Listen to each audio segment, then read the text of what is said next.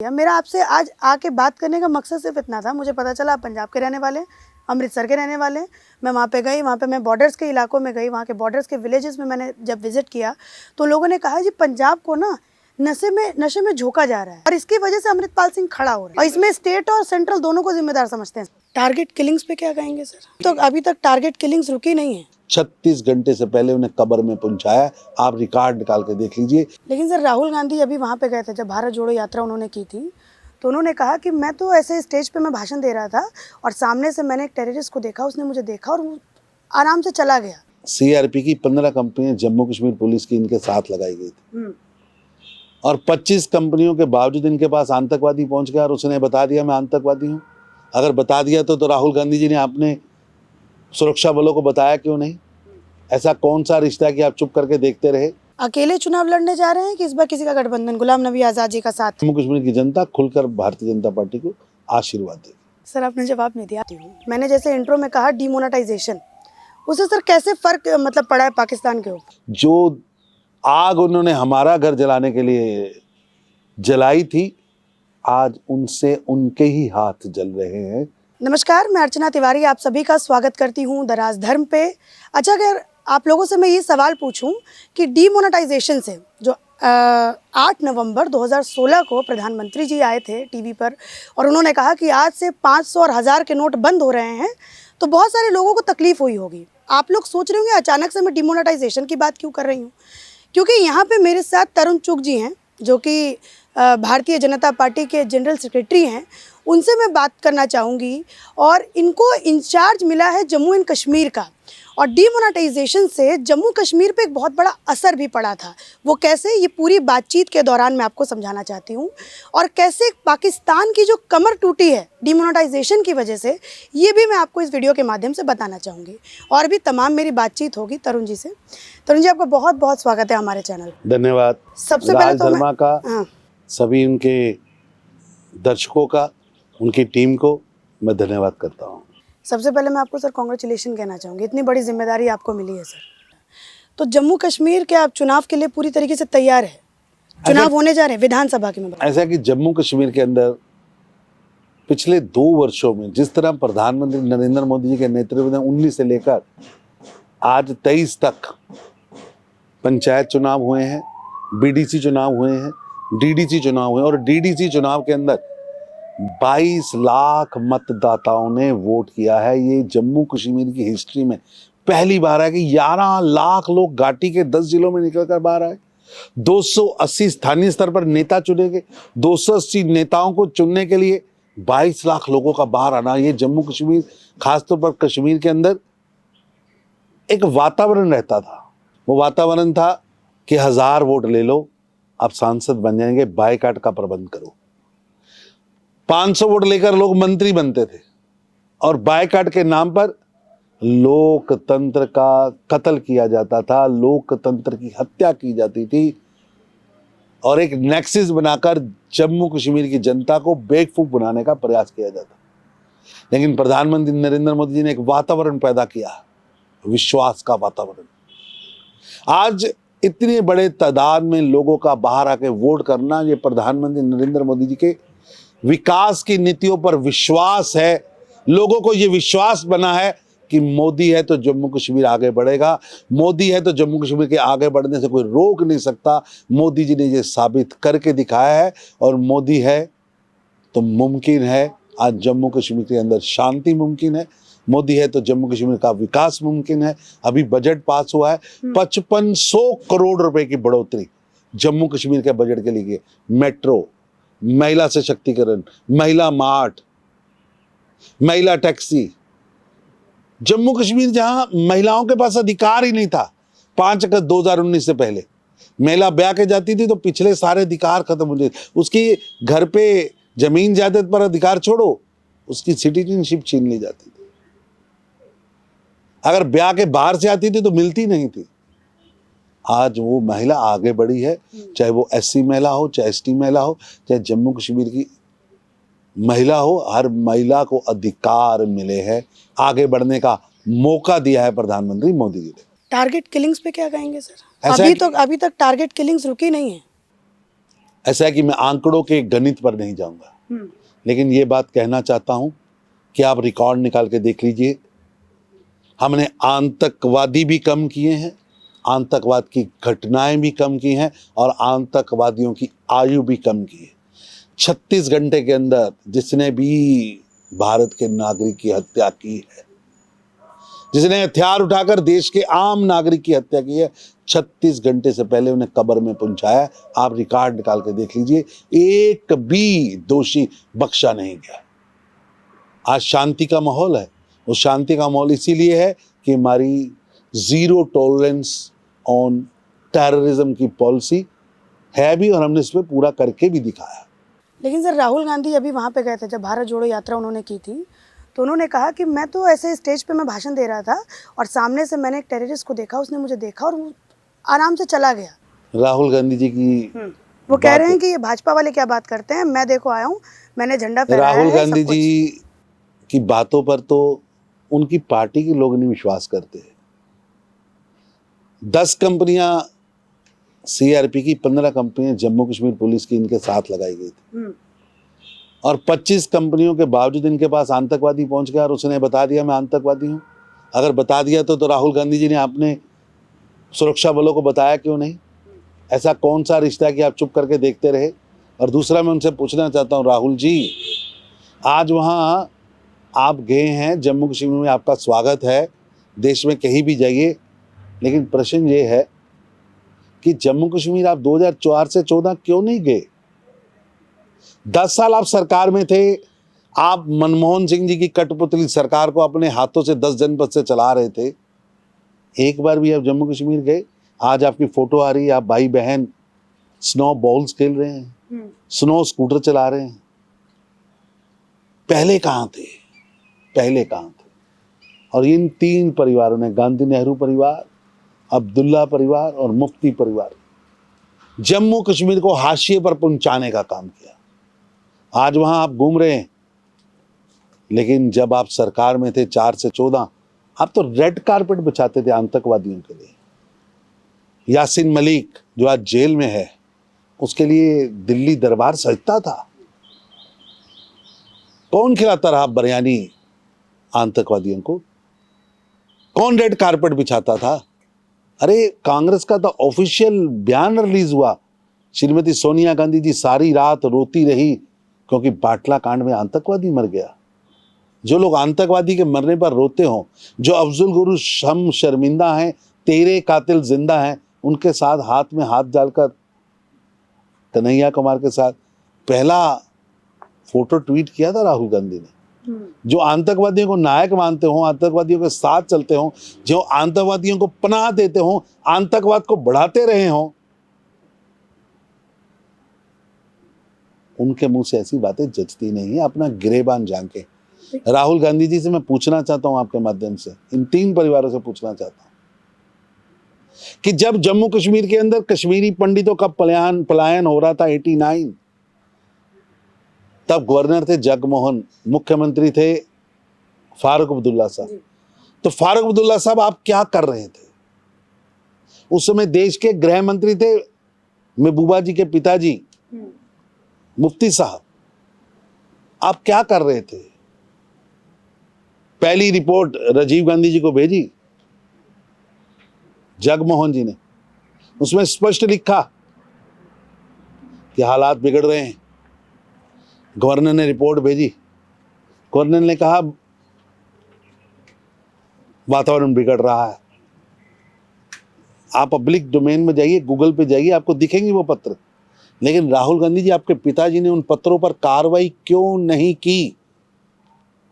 एक गवर्नर लिख के भेज रहा है कि बाहर से आतंकवादी आए, उनके हाथों में हथियार है, माहौल खराब हो सकता है, शांति को खतरा है, हत्याएं हो सकती हैं। आप चुप क्यों रहे?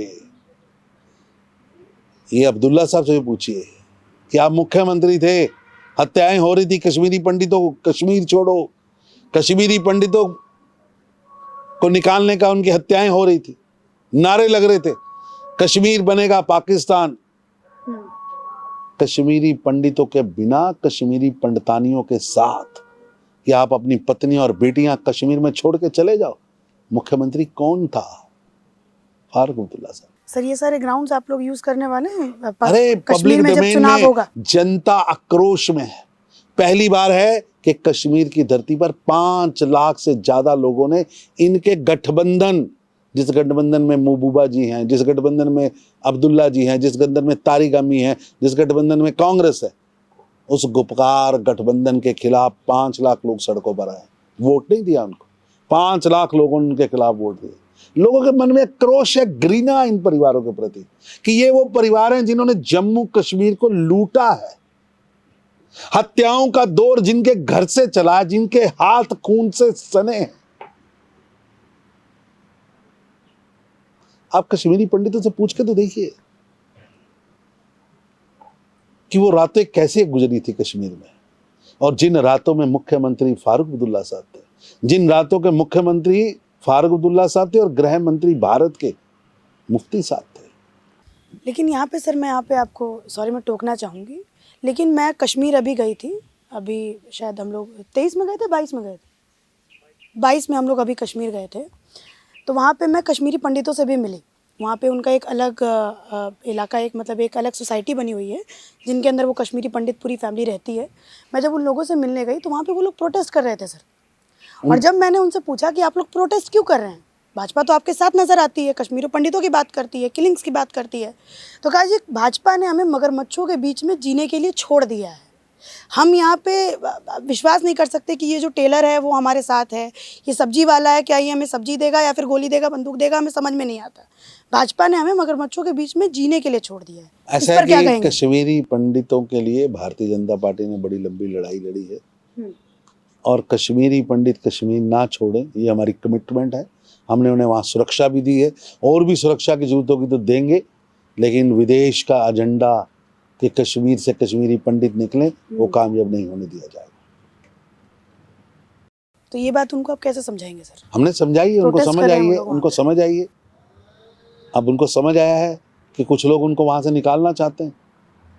कश्मीरी पंडित कश्मीर में रहेगा, उसका एक एक इंच भूमि उसकी मातृभूमि है, वो कैसे छोड़ के आएगा? हम सुरक्षा देंगे, हम वातावरण देंगे। हमने आतंकवादियों के समूल नाश का प्रण लिया है, उसकी कमर तोड़ दी है। कश्मीरी पंडित कश्मीर में रहे, ये उनके लिए, भारत के लिए और भारत के एजेंडे के लिए जरूरी है। अकेले चुनाव लड़ने जा रहे हैं कि इस बार किसी का गठबंधन, गुलाम नबी आज़ाद जी का साथ ऐसा लेंगे? कि भारतीय जनता पार्टी वहाँ की बहुत पुरानी पार्टी, हमने वहाँ बहुत काम किया। निश्चित रूप से भारतीय जनता पार्टी चुनाव लड़ेगी, केवल चुनाव ही नहीं लड़ेगी, जम्मू कश्मीर की जनता खुलकर भारतीय जनता पार्टी को आशीर्वाद देगी। सर आपने जवाब नहीं दिया, अकेले लड़ रहे हैं कि गुलाम नबी आज़ाद ऐसा जी कि का हम थोड़ा सा सपोर्ट? हम अपनी ताकत से लड़ रहे हैं, अपने अकेले लड़ रहे हैं। अकेले लड़ेंगे, आज़ाद जी का सपोर्ट नहीं लेंगे, क्योंकि उनका 370 पे अलग टेक है। ऐसा है कि हम भारतीय जनता पार्टी अकेले चुनाव लड़ रहे हैं कश्मीर के अंदर, जम्मू कश्मीर के। सर आपको जो इंचार्ज बनाया गया है, ये 2024 की लोकसभा की वहाँ पे तैयारी है या फिर विधानसभा भी कभी हाल फिलहाल में होने जा रहा है? क्योंकि जब मैं वहाँ पे गई थी घूमने तो वहाँ पे लोग मुझसे पूछ रहे हैं, पूरा जेल बना दिया है, आर्मी का पूरा फोर्स यहाँ पे डिप्लॉय कर दिया है, हम लोगों को चाहिए कि आप यहाँ पे चुनाव करवाइए। आप तथ्य निकालिएगा कि जम्मू कश्मीर में 5 अगस्त 2019 के बाद आर्मी बढ़ी है कि कम हुई? आपके ध्यान में आएगा कि वो जम्मू कश्मीर जहां 6 महीने के लिए बंद होता था, जहां दिन और रात में कर्फ्यू लगते थे, जहां लोगों को कर्फ्यू की आदत पड़ गई थी, उस जम्मू कश्मीर के अंदर आज शांति है, खुशहाली है। जिसे टेररिज्म कैपिटल बनाया था प्रधानमंत्री मोदी जी के प्रयासों से, वो आज टूरिज्म कैपिटल बना। ऐसी स्थिति में बना है कि राहुल गांधी और प्रियंका गांधी भी वहां स्नो स्कूटर आराम से चला रहे हैं। देश का आम नागरिक वहां जा रहा है, भारत का सबसे ज्यादा टूरिस्ट वहां जा रहा है, भारत के सबसे ज्यादा प्राइवेट प्लेन वहां उतर रहे हैं। एक भी होटल में कमरा नहीं मिलेगा आपको। ये शांति वाला प्रदेश बनाने का अगर किसी को क्रेडिट जाता है तो प्रधानमंत्री मोदी की दूरगामी सोच को जाता है। ठीक है सर, ये हमारी जम्मू कश्मीर पे बात हो गई। आपने कह दिया कि वहाँ पे जो है आप लोग अकेले चुनाव लड़ने जा रहे हैं, चुनाव बड़ी जल्दी आएंगे। हाँ, चुनावी प्रक्रिया शुरू हो चुकी है जम्मू कश्मीर में। परिसीमन हो गया है, परिसीमन पे ऑब्जेक्शन आए हैं, ऑब्जेक्शंस के बाद परिसीमन के वोटर लिस्ट पर ऑब्जेक्शन मांगे जाते हैं, वोटर लिस्ट पर ऑब्जेक्शन आने के बाद तुरंत चुनाव होगा। तुरंत चुनाव होगा। सर आप जहाँ के रहने वाले हैं, पंजाब के, अमृतसर के रहने वाले हैं आप। अमृतसर के अभी अजनाला में एक कांड हुआ सर, उस पर कुछ मतलब क्या ऐसा दर्द हुआ कि मेरे अमृतसर में ये क्या हो रहा है, वापस से कहीं 80 का दौर ना आ जाए? दर्द हुआ सर देख हम करके ये घटना? वचनबद्ध हैं पंजाब की सुरक्षा के लिए, आंतरिक व बाहरी, और जो भी पंजाब की सरकार ने मांगा है केंद्र ने उनको दिया है। और पंजाब की सरकार पंजाब के अंदर लॉ एंड ऑर्डर मेंटेन करने में पूर्णतः असफल रही है। लॉ एंड ऑर्डर उनका सब्जेक्ट है, लेकिन फिर भी केंद्र सरकार उनके साथ खड़ी है। हमने गैंगस्टर जिस पर वो काबू नहीं पा रहे थे, हमने गैंगस्टर पर काबू पाने के लिए केंद्र सरकार ने एक पूरा प्लान जारी किया है और आज गैंगस्टर पर काबू पाया जा रहा है। जब पंजाब की जनता सुरक्षित रहे उसके लिए हमारी सरकार जो भी स्टेट गवर्नमेंट मांगेगी उनकी मदद करेगी। तरुण जी, मैं आपका यहाँ पे राजनीतिक अगर मैं पृष्ठभूमि को हटा दूँ, मैं सिर्फ आपके पर्सनल उसमें मैं जाना चाहूँगी, क्योंकि आप अमृतसर के रहने वाले हैं। अजनाला में आपने देखा कि पुलिस चौकी को पूरी तरीके से घेराबंद किया गया। वहाँ पे डीएसपी डीजीपी को पूरी तरीके से धमकी दी गई कि तू मेरी बात मान, नहीं तो मैं ये चीज़ करूँगा, मेरे साथी को छोड़। दर्द हुआ सीने में कि ये क्या हो रहा है मेरे पंजाब में, रो रहा है मेरा पंजाब। ऐसा है कि बहुत दुख होता है कि स्टेट की सरकार एक निठल्ली नासमझ सरकार है जो उचित कदम उठाने की बजाय इधर उधर के कामों में व्यस्त रहती है। इन विषयों को गंभीरता से लेना चाहिए, दोषियों पर कठोर कार्रवाई होनी चाहिए, दूध का दूध पानी का पानी सामने आना चाहिए और हमें उकसाने वाला नहीं समझाने वाला बनना है। भगवंत मान की सरकार ना समझ है कि पटियाला से लोग उठते हैं और वो राजपुरा से पटियाला तक पहुंच जाते हैं। पटियाला में कोई यात्रा प्लान करता है, इंटेलिजेंसी नेटवर्क कहाँ है उनका? क्यों नहीं उन्होंने कार्रवाई की? मैंने नहीं देखा कभी कि ये पहली बार मेरे जीवन का अनुभव होगा कि हिंदू सिख आमने सामने खड़े करने की कोशिश की गई पटियाला में। लेकिन हमारी जड़ें इतनी मजबूत हैं, भाईचारा इतना मजबूत है कि वो सफल नहीं हो पाया। लेकिन प्रयासों में कमी नहीं थी। सरकार को एक जवाबदेही की भूमिका में आना होगा। अमृतपाल सिंह एक अलार्मिंग सिचुएशन है, मानते हैं सर उसको? ऐसा कि पंजाब एक संवेदनशील क्षेत्र है और पंजाब की संवेदनशीलता को ध्यान में रखते हुए पंजाब की सरकार को उचित कदम उठाने चाहिए और लोगों के मन में भय का वातावरण पैदा करना, लोगों के मन में घृणा का वातावरण पैदा करना, इससे पंजाब पीछे गया है। अब दोबारा पीछे ना जाए। हम सब लोगों को सतर्क होकर सबको मिलकर पंजाब को आगे लाना है। पंजाब हम सबका है। पंजाब की धरती हम सबकी माँ है। लेकिन कुछ लोग जानबूझकर उकसाने वाले, लड़ाने वाले बयान जारी करके पंजाब को आग की तरफ धकेल रहे हैं और पंजाब की भगवंत मान की सरकार कुंभकर्ण की निंद्रा में सो रही है। अभी ये जो घटना हुई इसके ऊपर क्या एक्शन होना चाहिए था? उचित कार्रवाई होनी चाहिए, कानून को अपना काम करना चाहिए। अमृतपाल सिंह को गिरफ्तार करना चाहिए था सर? कानून को तय करना है, उसके ऊपर एफआईआर होना चाहिए था। कानून को तय करना, उचित कार्रवाई होनी चाहिए। हर चीज की तथ्यों की जानकारी करके उचित कार्रवाई, कठोर कार्रवाई। मैं पंजाब भी गई थी सब हाल फिलहाल में, जब ये केस हुआ तो मैं पंजाब भी गई। मैंने पंजाब के लोगों से बात किया। मेरा आपसे आज आके बात करने का मकसद सिर्फ इतना था, मुझे पता चला आप पंजाब के रहने वाले हैं, अमृतसर के रहने वाले हैं। मैं वहाँ पे गई, वहाँ पे मैं बॉर्डर्स के इलाकों में गई, वहाँ के बॉर्डर्स के विलेजेस में मैंने जब विजिट किया तो लोगों ने कहा जी पंजाब को ना नशे में झोंका जा रहा है। नशा एक ऐसी वहाँ पे मतलब आप ये कहिए रूट बनता जा रहा है कि इसमें पॉलिटिक्स हो या फिर हर चीज़ का इस्तेमाल कर रहे हैं और इसकी वजह से अमृतपाल सिंह खड़ा हो रहा है। ऐसा और इसमें स्टेट और सेंट्रल दोनों को जिम्मेदार समझते हैं। नशा जो है एक लानत है जिसने पंजाब की जनता को, पंजाब के नौजवान बच्चों को जकड़ लिया है। नशे का दानव हमारे बच्चों को खा रहा है। केंद्र की सरकार इसके लिए लगातार काम कर रही है। जैसे क्या क्या काम सर? ऐसा है कि हमने इंटरनेशनल रैकेट्स पकड़ने, उसके लिए बीएसएफ को सक्रिय किया है, जिससे पिछले 6 महीनों में लगातार कई खेपें नशों की पकड़ी गई हैं। नशों के किंग को पकड़ने के लिए इंटरनेशनल और नेशनल लेवल पर मुहिम चलाना, रैकेट्स को पकड़ना, नशों के लिए जनता को जागरूक करना, उसके लिए भी हमारी पार्टी वहाँ जन जागरण अभियान चला रही है, यात्रा निकाली जा रही है, लोगों को जाके समझाया जाएगा, नौजवानों के मन में नशे क्या, विष क्या होता है उसके बारे में उनको समझाया जाएगा। हमें चौतरफा नशे को घेर कर बिना पॉलिटिकल मोटिविटी से काम करना है और उसके लिए भारतीय जनता पार्टी लग गई है। आपका सर गांव कौन सा है, मतलब अमृतसर शहर। अमृतसर शहर के रहने वाले, वहाँ पे सर ये ड्रग्स का कितना मतलब कब्जा है? ऐसा कि पूरे पंजाब के अंदर ड्रग का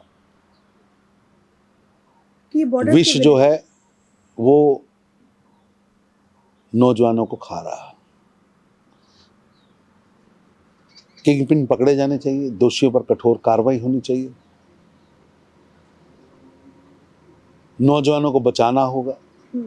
एक बड़ी तादाद है, लाखों की तादाद है जो नौजवान पंजाब छोड़ के विदेश चले गए, क्योंकि पंजाब के अंदर पिछले कई सालों से वित्तीय रूप से पंजाब को मजबूत कैसे किया जाए, वहाँ रोजगार कैसे उत्पन्न किया जाए, वहाँ के नौजवानों को आगे कैसे लाया जाए, इस पर काम नहीं हुआ है।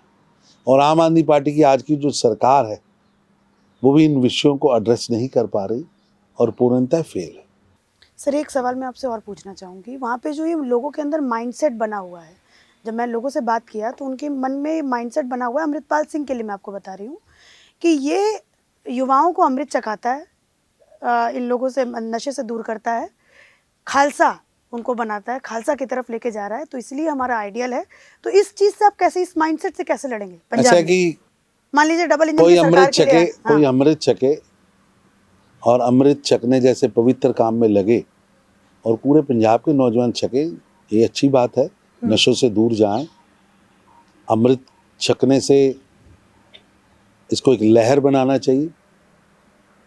सिखिज्म आधुनिक भी है, जात पात से लड़ने के लिए हमें प्रेरणा भी देता है। गुरुओं ने पंजाब में बहुत काम किया है, गुरुओं का योगदान पंजाब के सामाजिक ढांचे, पंजाब की जागरण के लिए, नौजवानों के मन को, देश के नौजवानों के मन को खड़ा करने के लिए, बलिदान के लिए बहुत महत्व है गुरुओं का। और जिस तरह गुरुओं के बाद महाराजा रणजीत सिंह के बाद मास्टर तारा सिंह, एक बड़ी लंबी लहर है, भगत सिंह, जिन्होंने देश के लिए काम किया है। और हम सब लोगों को उनके रास्ते पर चलकर गुरुओं के उपदेश को अपने जीवन में अपनाना चाहिए, इसको तो एक लहर बनाना चाहिए। लेकिन ये जो जिस व्यक्ति की तरफ से किया जा रहा है, जो खालिस्तान की हिंदुस्तान कहने में सर उसको शर्म आती है। ऐसा है कि कुछ लोग की तरफ से किया जा रहा है, गुरुओं के इस उपदेश को हम सब लोगों को अपनाना चाहिए, लेकिन कुछ लोग देश के खिलाफ काम कर रहे हैं, उनसे सतर्क होना होगा। अलार्मिंग सिचुएशन है मतलब पंजाब के अंदर। हाँ, बिल्कुल अलार्मिंग सिचुएशन है और इस अलार्मिंग सिचुएशन के लिए ही केंद्र सरकार ने उनकी सहायता की और उनको जो सुरक्षा बल या जो उनको मदद चाहिए था, हमने मदद दी। मैंने जैसे इंट्रो में कहा डिमोनेटाइजेशन, उससे सर कैसे फर्क मतलब पड़ा है पाकिस्तान के ऊपर? ऐसा है कि सबसे बड़ा तो फर्क पड़ा है कि जो डिमोनेटाइजेशन के बाद आतंकवादियों की कमर टूटी है। जो आतंकवादी पाकिस्तान मनी के बहाव के कारण देश विरोधी गतिविधियों में वो पैसा इस्तेमाल करते थे। जब प्रधानमंत्री नरेंद्र मोदी जी 8 नवंबर को 2016 को उन्होंने आकर टीवी पर बोला था, तो उन्होंने स्पष्ट किया था कि इसके बाद देश के अंदर देश को तोड़ने वाली शक्तियां कमजोर होंगी। और आज मैं मानता हूं और स्पष्ट दिख भी रहा है कि जो पैसा भारत को तोड़ने के लिए पाकिस्तान से आता था, जो नकली नोट छाप के यहां भेजे जाते थे, वो भारत की अर्थव्यवस्था, जम्मू कश्मीर की अर्थव्यवस्था को भी कमजोर करते थे। और वो पैसा भारत विरोधी शक्तियां भारत के खिलाफ खर्च करती थी। प्रधानमंत्री नरेंद्र मोदी जी की एक ही झटके में उस सारे मकड़ जाल को उन्होंने खत्म किया है और आज पाकिस्तान में भी उसका असर दिख रहा है। जो पाकिस्तान हर समय ये प्रयास करता रहता है कि आईएसआई के माध्यम से किसी ना किसी तरीके से नशीले पदार्थ, नकली नोट, हथियार यहाँ भेजे, वो सब चीज़ें आगे पहुंचाने के लिए उसे नोटों की आवश्यकता पड़ती थी। आज डिजिटलाइजेशन के माध्यम से जिस तरह भारत आगे बढ़ा है और जिस तरह से नकली नोटों पर हमने शिकंजा कसा है, भारत के प्रधानमंत्री की जो एक दूरगामी सोच थी उसका आज परिणाम है कि वो पाकिस्तान अपने षड्यंत्रों को लागू करने के लिए आज कमज़ोर भी साबित हुआ है और धराशायी भी हुआ है। उसकी अपनी वित्तीय स्थिति पर भी इसका बहुत बड़ा असर पड़ा है। जो आग उन्होंने हमारा घर जलाने के लिए जलाई थी, आज उनसे उनके ही हाथ जल रहे हैं और भारत एक ही फैसले से दुनिया के अंदर एक ताकतवर राष्ट्र के रूप में उभरा है। और मैं प्रधानमंत्री मोदी जी का धन्यवाद करता हूं, जिन्होंने एक कितना बड़ा वित्तीय फैसला लिया, जिसकी बदौलत आज भारत जो 10वें नंबर पर वित्तीय रूप में पूरे विश्व के अंदर उसकी अर्थव्यवस्था थी, आज वो 5वें नंबर पर पहुंची है और बड़ी ही जल्द हम 3रे नंबर पर पहुंचने वाले हैं। हमने बड़े बड़े राष्ट्रों को पीछे छोड़कर भारत आगे आया है। अब नरेंद्र मोदी जी के नेतृत्व में भारत को विश्व की सबसे तेजी से बढ़ने वाली अर्थव्यवस्था से विश्व की सबसे बड़ी अर्थव्यवस्था बनने की ओर हम निकल चुके हैं।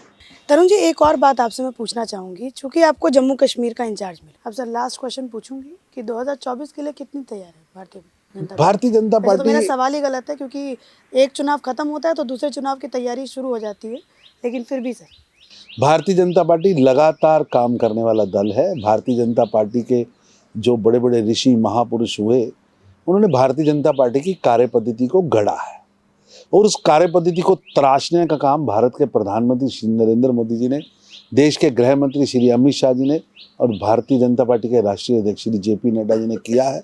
और पार्टी जनता के मुद्दों को लाए, पार्टी जनता के साथ लाइव जुड़ी रहे, राष्ट्रवाद को सामने रखकर काम करे, नेशन फर्स्ट उनके मन में हो, एक भारत श्रेष्ठ भारत, इस मिशन को लेकर वो आगे बढ़े। ये लगातार काम करने वाला दल है और आज पूरा देश मोदी जी का दीवाना है। एक तरफ कुछ लोग हैं जो इस देश के अंदर लंगड़ी सरकार लाना चाहते हैं, लेकिन पूरा देश, अगर नागरिकों से पूछोगे तो पूरा देश चाहता है कि देश के अंदर एक तगड़ी सरकार आए, मजबूत नरेंद्र मोदी की सरकार आए। उनकी लंगड़ी नहीं, मजबूत तगड़ी सरकार आए। और जब देश किसी चीज को करने की ठान लेता है तो फिर देश आगे बढ़ता है। आज भारत आगे बढ़ रहा है और निश्चित रूप में 2024 में प्रधानमंत्री नरेंद्र मोदी जी के नेतृत्व में एक तगड़ी, डिसाइसिव, डायनेमिक सरकार तीसरी बार फिर आएगी। और विपक्ष के ऊपर सर, विपक्ष तो इस बार गोला बंद होते हुए नजर आ रहा है। विपक्ष को कहाँ दें? गोलबंद हो गया है। ना मोदी जी जैसा नेता है, ना मोदी जी जैसी नीतियां। क्षेत्रीय दल बनकर उभर रह गए हैं और जात पात के नाम पर राजनीति कर रहे हैं। मोदी जी ने देश के एजेंडे को विकास के साथ जोड़ा है, इसलिए देश आगे बढ़ रहा है। बहुत बहुत थैंक यू सर, हम लोगों से जुड़ने के लिए और इतनी खुल करके हम लोगों से बातचीत करने के लिए बहुत बहुत शुक्रिया सर।